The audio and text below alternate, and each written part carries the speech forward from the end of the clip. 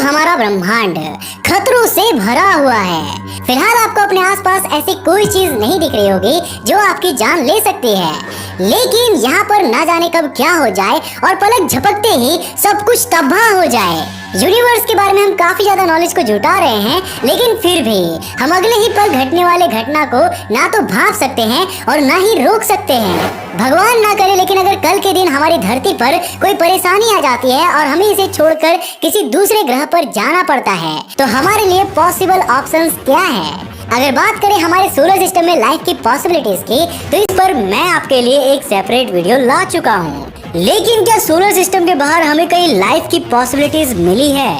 शायद आप नहीं जानते होंगे कि वैज्ञानिकों ने अभी तक सिर्फ हमारे मिल्की वे में ही 180 करोड़ एक्सोप्लैनेट्स को खोज लिया है।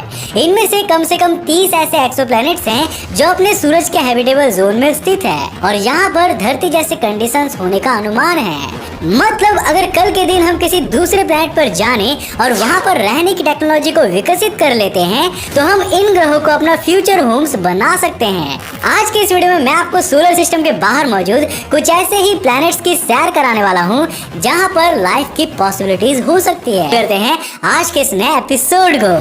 सबसे पहले तो मैं आपको ले जाने वाला हूँ हमारे सोलर सिस्टम से सबसे करीब वाले स्टार प्रॉक्सिमा सेंटोरी को ऑर्बिट करने वाले एक एक्सोप्लैनेट प्रॉक्सिमा बी पर। ये धरती से सिर्फ 4.2 लाइट ईयर्स दूर सेंटोरस कॉन्स्टेलेशन में स्थित है। इसे अगस्त 2016 में डिस्कवर किया गया था और ये हमारी धरती से 1.3 टाइम्स बड़ा है और 1.2 टाइम्स ज्यादा मैसिव है। धरती की तरह ये भी अपने स्टार के हैबिटेबल जोन में आता है। इसे अपने स्टार को एक बार ऑर्बिट करने में सिर्फ 11.2 अर्थ डेज लगते हैं, जो कि काफी कम है। हैबिटेबल जोन में आने के कारण यहाँ के एटमॉस्फेरिक कंडीशंस लगभग धरती की तरह ही है और यहाँ पर लिक्विड वाटर होने की संभावना भी जताई जा रही है। हालांकि यहाँ पर कुछ प्रॉब्लम्स भी है। हमारे सूरज के कंपैरिजन में प्रॉक्सिमा सेंटोरी स्टार काफी ज्यादा सोलर फ्लेयर्स और सोलर विंड्स को रिलीज करता है। ऐसे में ये अपने करीब वाले प्लैनेट्स को कभी भी बर्बाद कर सकता है। हालांकि इसका टेम्परेचर भी -39 से 0 डिग्री सेल्सियस के बीच माना जाता है और इसकी मैग्नेटिक फील्ड भी काफी स्ट्रॉन्ग है। मतलब यहाँ पर एटमॉस्फेयर काफी हद तक धरती की तरह ही होगा और हम इसे अपने फ्यूचर होम की लिस्ट में डाल सकते हैं। अब बात करते हैं कैप्लर सिस्टम के प्लैनेट्स की। 7 मार्च 2009 को नासा ने कैप्लर स्पेस टेलीस्कोप को स्पेस में लॉन्च किया था, जिसने कई सारे एक्सोप्लैनेट्स की खोज की थी। इसका नाम famous German astronomer Johannes Kepler के नाम पर रखा गया था। इस स्पेस टेलीस्कोप से कई सारे हैबिटेबल अर्थ लाइक प्लैनेट्स को खोजा गया था। इनमें से पहला प्लैनेट है कैप्लर 62e।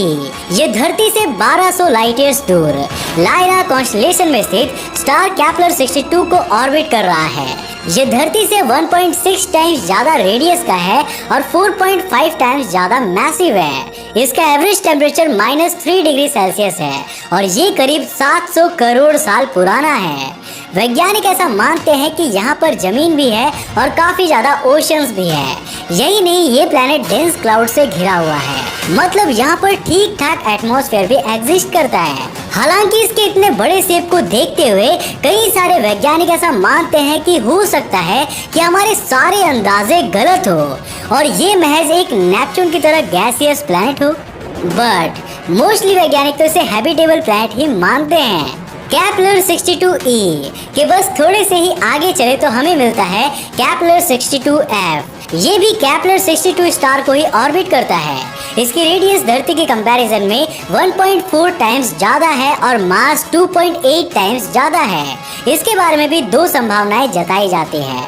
कुछ लोग कहते हैं कि यहाँ पर जमीन और पानी दोनों है, तो कुछ लोग इसे नेपच्यून की तरह ही एक गैसियस वर्ल्ड मानते हैं। अपने सोलर सिस्टम के सबसे आउटर मोस्ट प्लैनेट होने के बावजूद ये अपने स्टार के हैबिटेबल जोन में आता है। इसका एवरेज टेम्परेचर करीब -65 टू -17 डिग्री सेल्सियस है। इट मीन्स कि यहाँ पर अगर पानी होगा भी तो ये आइस के फॉर्म में एग्जिस्ट करेगा। इसकी एज करीब 700 करोड़ साल है और कैप्लर 62 की साइज के स्टार्स छोटी साइज के कारण 3000 करोड़ साल तक जिंदा रह सकते हैं, जबकि हमारा सूरज करीब 1000 करोड़ साल तक ही एग्जिस्ट कर सकता है। ये प्लैनेट अपने स्टार से सफिशिएंट दूरी पर भी है और इसीलिए यहाँ पर सोलर रेडिएशन का खतरा भी काफी कम है। इन सभी चीजों को देखते हुए वैज्ञानिकों ने इस एक्सोप्लैनेट को एक्स्ट्रा टेरेस्ट्रियल लाइफ के एग्जिस्ट करने के लिए एक पोटेंशियल कैंडिडेट माना है और SETI यानी कि search for extra terrestrial intelligence programme के तहत इस पर रिसर्च भी चल रही है।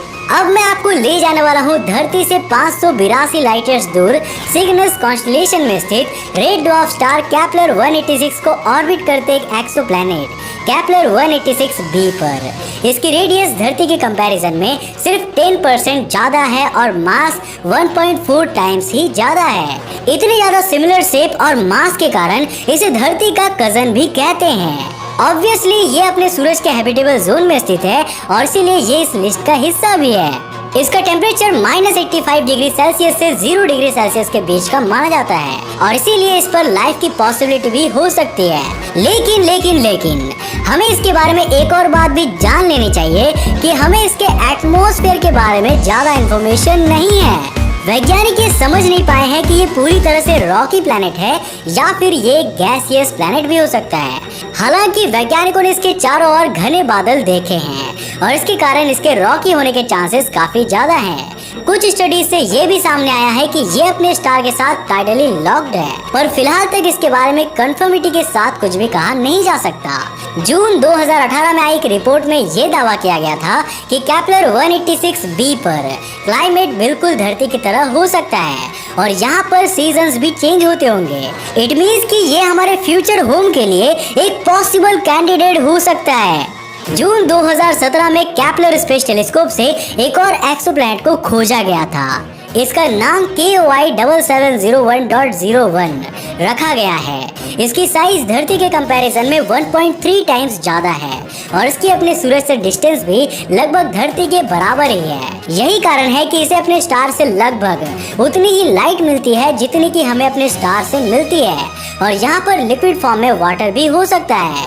हालांकि इसके एटमॉस्फेयर के बारे में हमें कोई खासा इंफॉर्मेशन अभी तक नहीं मिला है। चलिए अब केपलर सीरीज से आगे बढ़ते हुए दूसरे पॉसिबल एक्सोप्लैनेट्स की ओर जाते हैं। धरती से सिर्फ 11 लाइट ईयर्स दूर वर्गो कॉन्स्टेलेशन में रॉस 128 नाम का एक रेड ड्वार्फ स्टार है।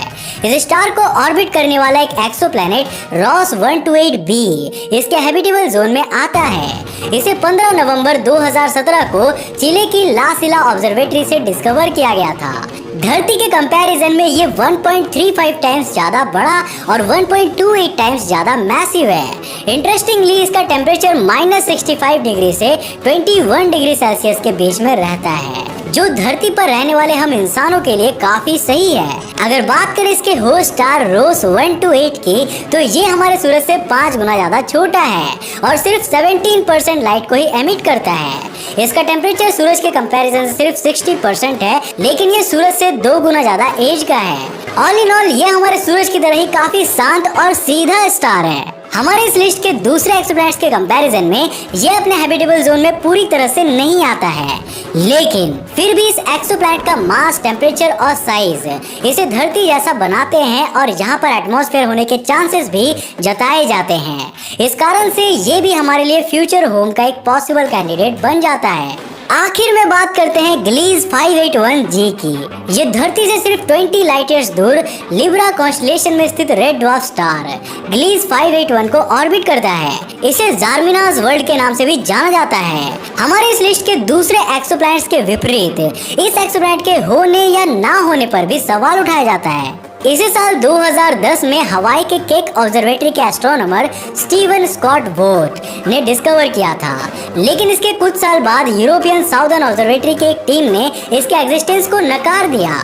उसके बाद से कुछ सर्वेज में इसे कंफर्म किया जाता है और कुछ सर्वेज में इसके एग्जिस्टेंस पर सवाल उठाए जाते हैं। कहते हैं कि ये प्लेनेट अपने स्टार के हैबिटेबल जोन के बिल्कुल बीचों बीच स्थित है और इस तरह यहाँ पर लिक्विड वाटर तो जरूर होना चाहिए। स्टार्टिंग में जब इसे खोजा गया था तो स्टीवन वोट ने कहा था कि इसका एवरेज टेम्परेचर -37 से -11 डिग्री सेल्सियस के बीच में है और उनके अनुसार इस प्लेनेट पर लाइफ की पॉसिबिलिटी 100% है। लेकिन कई सारे इफ्स और बट्स के कारण और इसके एग्जिस्टेंस पर उठाए जाने वाले सवालों के कारण उनके दावों पर 100% विश्वास नहीं किया जा सकता। धरती जैसे लगने वाले हैबिटेबल एक्सोप्लैनेट्स की इस लिस्ट में अभी भी बहुत सारे प्लैनेट्स बाकी है, तो अगर आप उनके बारे में जानना चाहते हैं और इस एपिसोड का एपिसोड 2 भी चाहते हैं तो हमें नीचे कमेंट करके जरूर बताना। और हाँ भाई, केवल कमेंट से काम नहीं चलेगा, बल्कि आपको इस वीडियो को लाइक भी करना होगा और शेयर भी करना होगा और चैनल को सब्सक्राइब करके अपना सपोर्ट भी दिखाना होगा, तभी जाकर हम इसका एपिसोड 2 ले